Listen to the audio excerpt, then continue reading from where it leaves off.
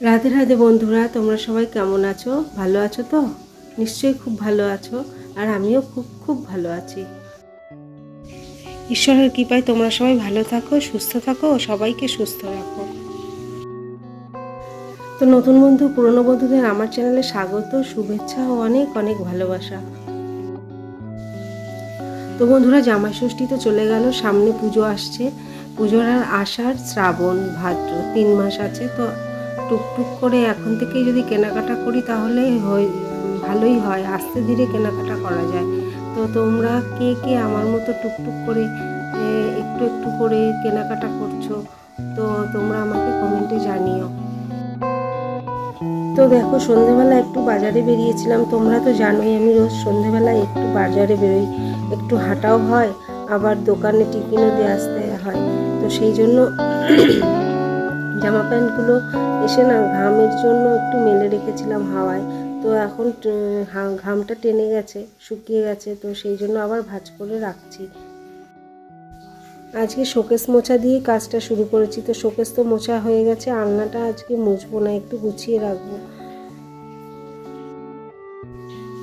আলনার নিচের দিকটাতে না বক্স রয়েছে 2-3টে, তারপর একটা ঝুড়ি আছে ছোট্ট সাজার জিনিসের। তো এইগুলো না সরালে, পুরোটা খালি না করলে না মুছতে ভালো লাগছে না। তো দেখো, এবার আমি ড্রেসিং টেবিলটা ভালো করে মুছে নিচ্ছি। ড্রেসিং টেবিলটা থেকে না ময়শ্চারাইজার, টোনার, সানস্ক্রিন, চিরুনি এগুলো আর সরাচ্ছি না, সাইড দিয়ে মুছে নিচ্ছি। আসলে সেরকম একটা ধুলো পড়েনি তো সেই জন্য এগুলো আর সরিয়ে মুছছি না। ওপর থেকে ওপর যেটুকু একটু আধটু ধুলো আছে কি নেই সেইটুকু মুছে নিলাম। তো বন্ধুরা, তোমরাও এরকম করো নিশ্চয়ই। কোনো দিন হয়তো একটু আলগা আলগা করে মুছে নাও, কোনো দিন আবার 2-3 দিন পর হলে আবার ভালো করে চেপে চেপে মুছো। তোমরাও আমার মতো এরকম করো নিশ্চয়ই। দেখো, খাটে যদি বেডশিটের সেট পাতা হয় তাহলে একরকম দেখতে লাগে, আর যদি তার না পাতা হয় তাহলেও আরেক রকম দেখতে লাগে। খাট মুছতে এসে দেখছি দেয়ালে না একটু ছোট ছোট ঝুল মানে আটকে আছে। এগুলো না কাপড় দিয়ে মুছে নিতে হবে। ঝুল ঝাড়ু দিয়ে ঝুল ঝাড়লে না দেয়াল পরিষ্কার হয় না, কোনাগুলো ভালো পরিষ্কার হয়। আর দেয়াল পরিষ্কার করার জন্য না ফুল ঝাড়ু দিয়ে যদি দেয়াল ভালো করে মুছে নেওয়া যায় বা ঝাড় দিয়ে নেওয়া যায় তাহলে খুব ভালোভাবে পরিষ্কার হয়ে যায়। তো এখন তো রাতের বেলা তো আর ঝুল ঝাড়তে নেই। তো কাল শুক্রবার, কালকে ঝুলটা ভালো করে ঝেড়ে নেব। আর ঝুল ঝাড়তে গেলে, ফুল ঝাড়ু দিয়ে ঝাড়তে গেলে নতুন ঝাড়ু হলে খুব ভালো হয়। তো দেখো, ফ্রিজ তো ভালো করে মোছা হয়ে গেল। এবার চলে যাব মেয়ের ঘরে।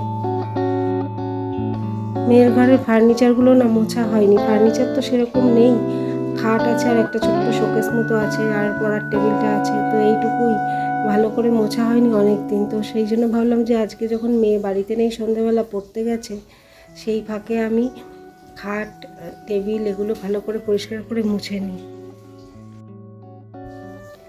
নিচ্ছি। আর দেখছি কোথায় কোথায় দেয়ালে ঝুল চেপে চেপে আছে। কোনায় নেই, দেয়ালে একটু একটু ঝুল আছে। দেখে রাখলাম, এখন কাল সকালে ঝাড়বো। কোথায় কোথায় ঝুল হয়েছে আগে দেখে নিলে না সুবিধা হয়। মনে হয় যে ভুলবো না। কাল সকালে এখানে ঝুল হয়েছে অনেকটা ঝাড়তে হবে, ওখানে ঝুল হয়েছে অনেকটা ঝাড়তে হবে। তো আর যদি ঝুল দেখে রাখা না হয়, ছোট্ট ছোট্ট ঝুল তো চোখে পড়ে না। তো ঝাড়ার সময় মনে হয় যেন কিছুই নেই। ফুল ঝাড়ু দিয়ে না ঝেড়ে যদি ঝুল ঝাড়ু দিয়ে ঝাড়তে শুরু করি তাহলে মনে হবে যে কিছুই নেই। তো দেখো, দরজাটা তো অনেকদিন মোছা হয়নি, দরজাটাও ভালো করে মুছে নিচ্ছি। তো বন্ধুরা দেখো, গল্পে গল্পে অনেকটা টাইম কেটে গেল, কিন্তু ভগবান শ্রীকৃষ্ণের কথা আজকে আর বলা হয়নি। তো চলো ভগবান শ্রীকৃষ্ণের একটা দুটো লাইন আলোচনা করে নিই।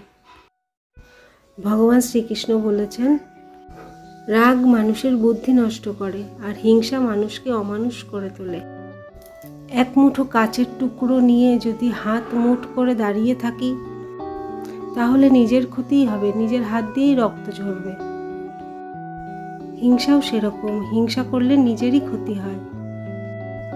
আর রাগ মানুষকে তীক্ষ্ণ বুদ্ধি থেকে দূরে সরিয়ে রাখে, সেই তীক্ষ্ণ বুদ্ধির সন্ধান পেতে দেয় না। তো বন্ধুরা, কাজ তো প্রায় শেষ, এটুকু করলেই আমার হয়ে যায়, সব কাজ হয়ে গেছে। আবার চলে আসবো কাল নতুন কোনো ভিডিও নিয়ে তোমাদের সামনে। তো আজকের জন্য এ পর্যন্তই, টাটা।